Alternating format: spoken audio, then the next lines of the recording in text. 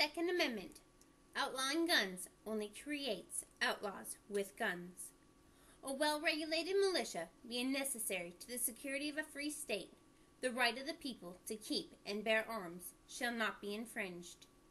In 1790, when our forefathers signed the Constitution, they had just endured the injustice the British government imposed upon their people at the Battle of Concord and Lexington.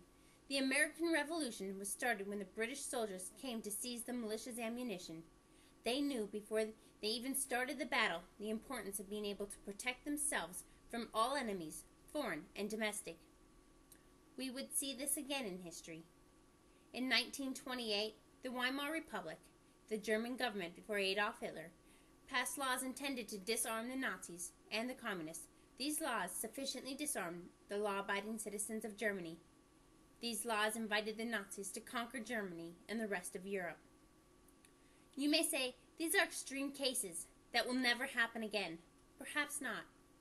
Maybe the human race has moved beyond these types of government techniques. Perhaps. In 1996, the newly elected Prime Minister of Australia, John Howard, pushed for stricter gun control. That year, the Australian Parliament passed the National Firearms Agreement, which banned the private ownership of all semi-automatic rifles and semi-automatic and pump-action shotguns. The new law also established restrictions in the licensing of other firearms. The government spent over $500 million collecting these guns. The government promised the citizens they were all safer now that they destroyed these evil weapons. In 2006, 10 years after the gun ban, crime is still higher than before the ban. Assaults increased 49.2%. Robbery increased 6.2%. Rape increased 29.9%. Australian women are now raped over 3 times as often as an American woman. Overall, Australia's violent crime rose 42.2%. You say, this is the other side of the world. What in the world do we have in common with them?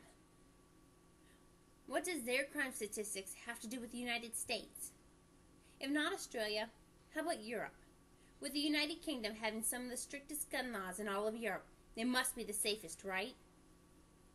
A 2009 Telegraph article dubbed the UK the violent crime capital of Europe, noting the country had one of the highest reported violence rates in the world, a per capita rate that is worse than South Africa, Australia, and yes, even America.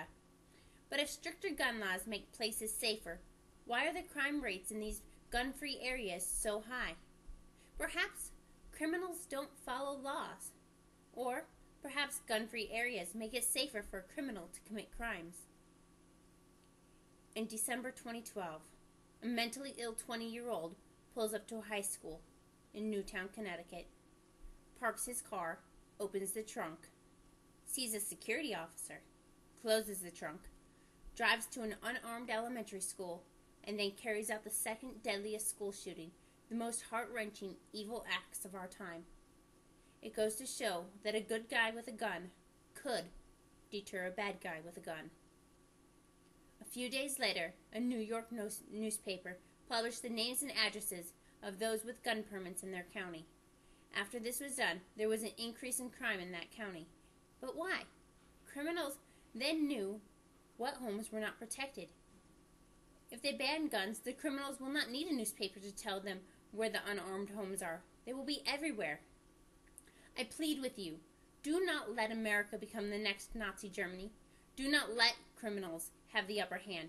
Do not force Americans to be helpless against evil. Stand up for the Second Amendment. Stand up for America.